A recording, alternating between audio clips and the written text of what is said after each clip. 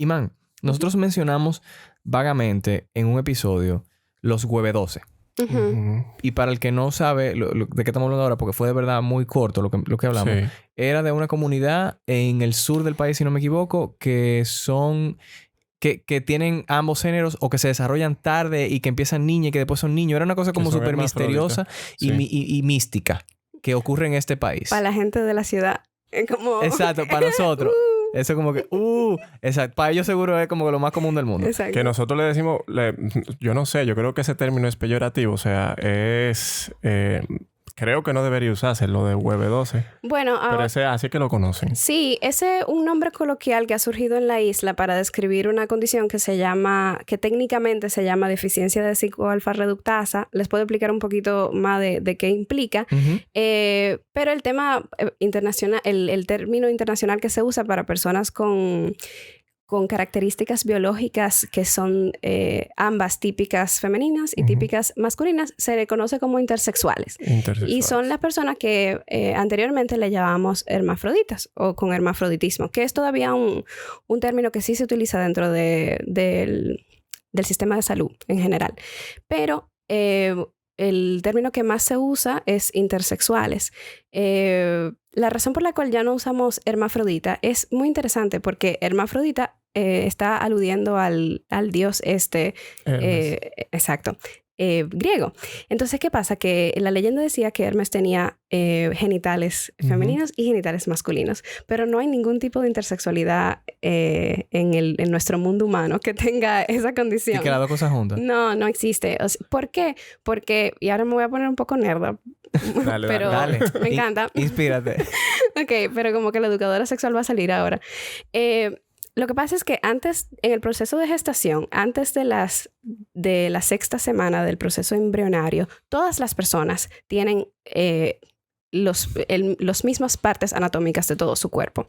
¿Qué pasa? Que a partir de la semana 6, de acuerdo a si tú tienes cromosomas XX o XY, se activa un gen que se llama el gen SRY, que vive solamente en la patita del gen Y, que desarrolla testosterona en ese momento. Entonces, cuando se desarrolla testosterona en ese momento, la anatomía comienza a divergir. Entonces, así tenemos la primera separación sexual anatómica entre lo que llamamos hombres y mujeres. Ahí comienza la formación de los genitales. Exacto. Como tal. Pero ¿qué pasa? Pasa que la misma partecita, después de la semana 6, se comienza a desarrollar hacia afuera y luego lo conocemos como pene. Y esa misma partecita, sin el gen SRY, se desarrolla para adentro y le llamamos clítoris. Entonces, y asimismo el escroto, o sea, con el gen Y, son los testículos. Son los testículos y en el gen XX son los labios mayores. Exacto. Y así, de un lado los testículos, de otro lado los ovarios, de un lado el escroto, de otro lado los labios mayores, y así, etcétera. De un lado las glándulas vestibulares mayores, de otro lado la glándula de Bartolini, todo nuestro sistema sexual, todo, incluyendo gónadas y genitales. Entonces, ¿qué pasa? Que es imposible tú tener entonces una vulva y un pene. Claro. ¿Verdad? Claro, sí. Porque salen todos de la misma partecita. Lo que tú sí puedes tener es combinaciones entre cromosomas, hormonas, genitales y gónadas que no son típicas. Por ejemplo, tú puedes tener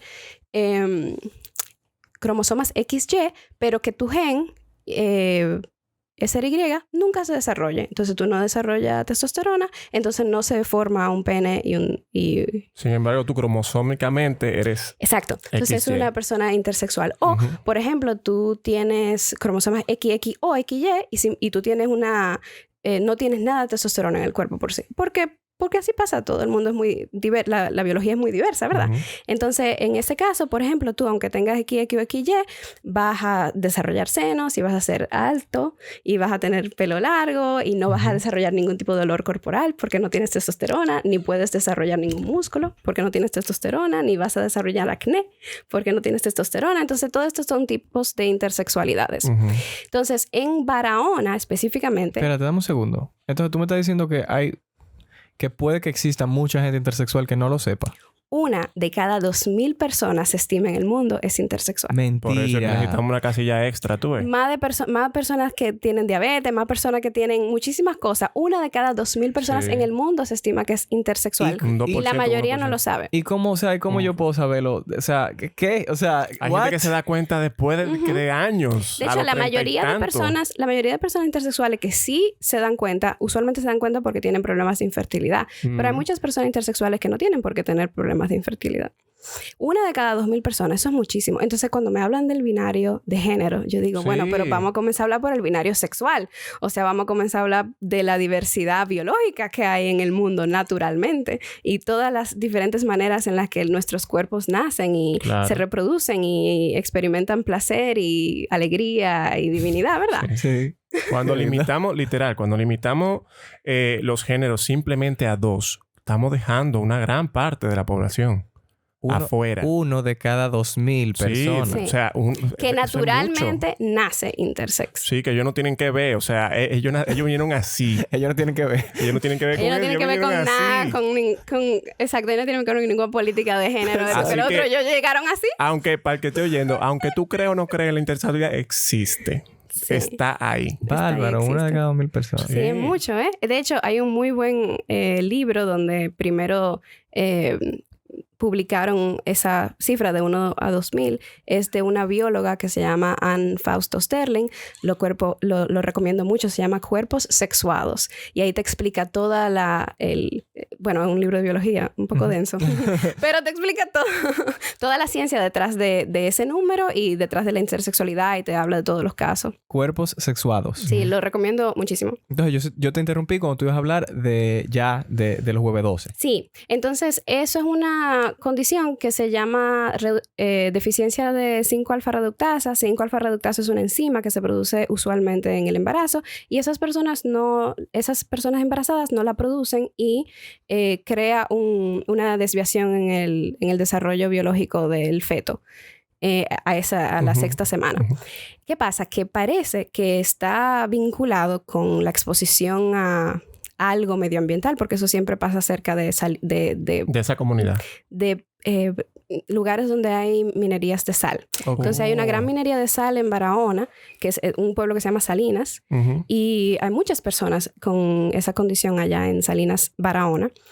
Y bueno, básicamente como se expresa es que la testosterona se comienza a desarrollar más tarde de lo que se desarrolla en otras personas típicamente masculinas. Entonces, cuando el bebé nace con lo que parece una vulva y lo que parece una vagina. Entonces, obviamente, le asignan femenino al nacer. Y dicen, tú eres mujer, tú eres niña, le ponen una cédula de niña, todo bien, ¿verdad? Normal. Hasta que comienza la pubertad, eso de los 12 años, por eso huevo 12, porque a los 12 años lo que pensaban que era el clítoris comienza a crecer.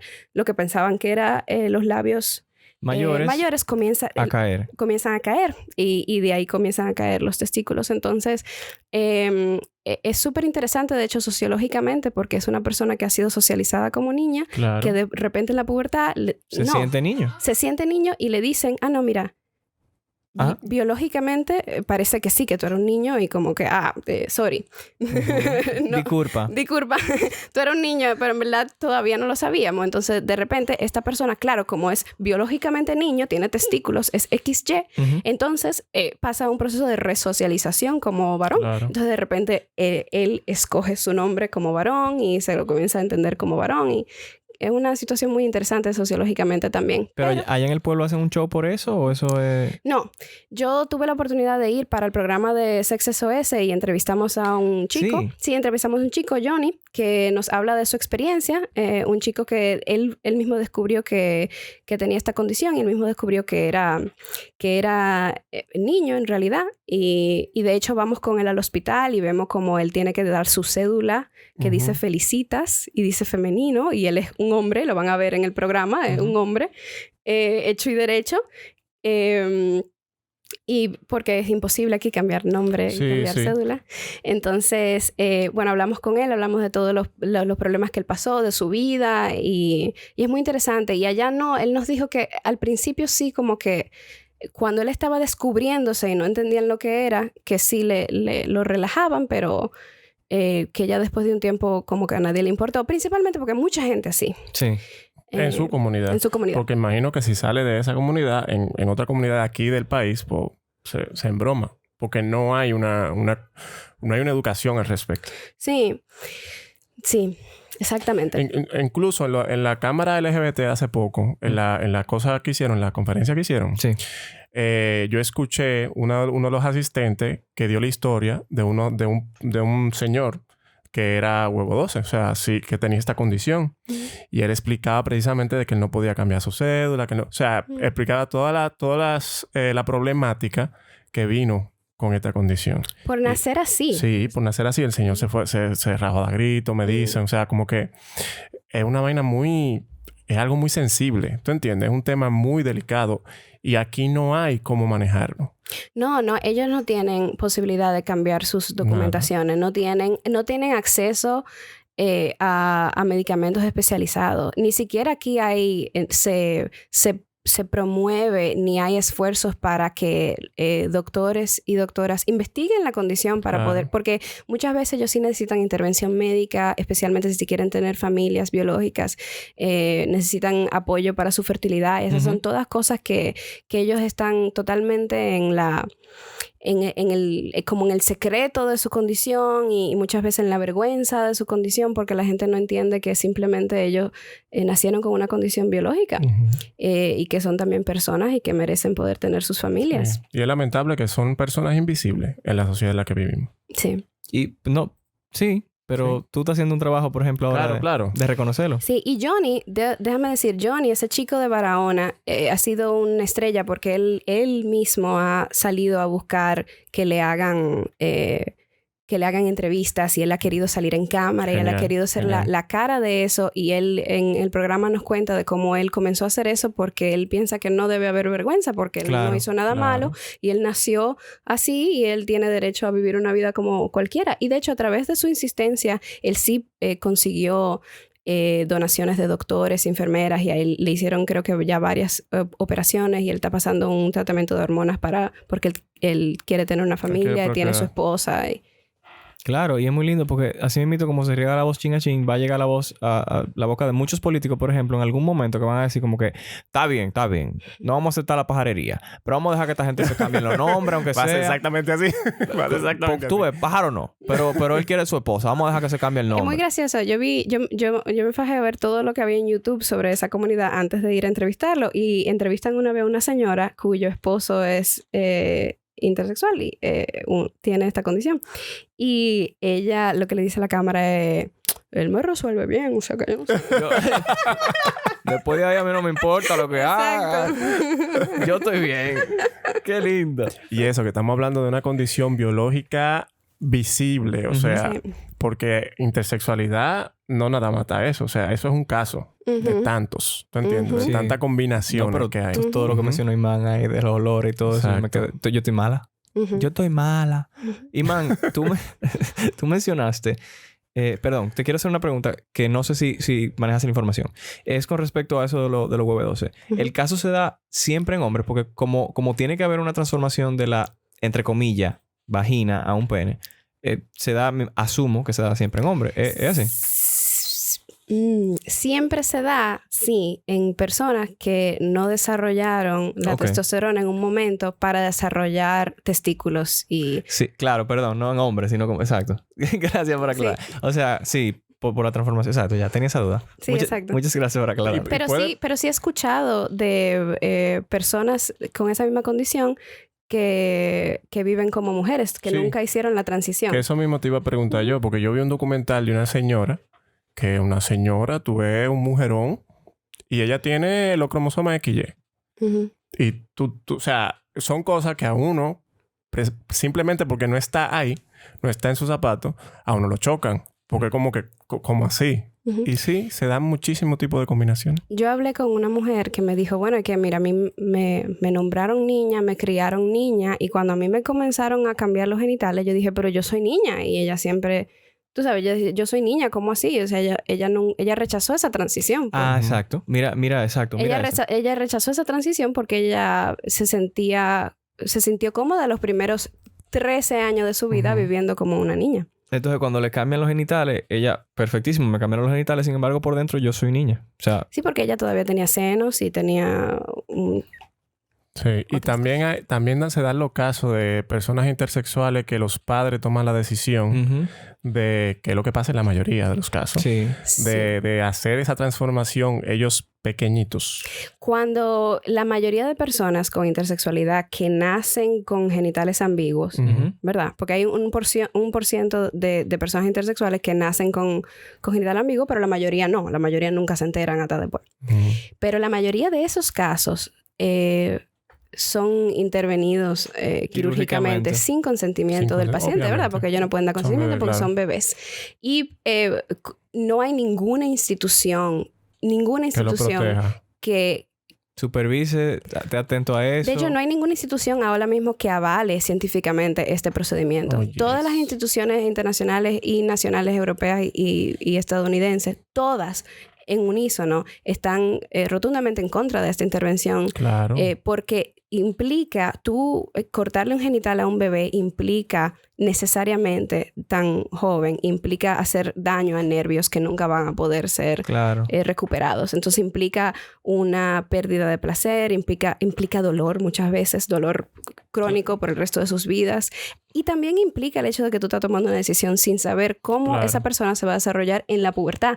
Porque no hay manera de saber cuando tú eres bebé si cuando tú en la pubertad, si tú vas a desarrollar más testosterona, más estrógeno, progesterona. No hay manera de saber. Entonces, si tú tomas una decisión, le cortas un genital y luego resulta que a los 13 años comienza a desarrollar, qué sé yo, vamos a suponer que tú le cortaste... cualidades del que no era. Exacto. Entonces, ¿qué tú vas a hacer? Sí. Ya no hay vuelta atrás. O sea... yo soy de la gente que entiende que tú no deberías ni siquiera de hacerle la circuncisión al hijo tuyo tan temprano. De eso hablamos en Sex SOS, porque la circuncisión es algo que muchas veces se hace por temas de estética o se supone que temas de higiene, aunque científicamente sabemos que un pene con prepucio tiene la misma posibilidad de estar sano que un pene sin prepucio. Claro. Entonces, analicen mucho eso con sus hijos, de que no es ni siquiera... ¿Qué tan necesario es que tú incluso le hagas la circuncisión al niño tuyo? ¿Eso tú lo estás haciendo por un factor social o tú lo estás haciendo porque de verdad lo necesitas? Sí, porque hay casos que lo necesitan, pero lamentablemente la mayoría lo hacen por estética. A mí me gustaría exhortarle a los oyentes, al público a oyente, la población, a que entre a YouTube y comience a buscar personas intersexuales, entrevistas a personas intersexuales, personas que están dando su testimonio, para que entiendan un chin lo que pasan este grupo de personas, que es muy difícil. Y más si le hacen la intervención, que hay muchos. Sí.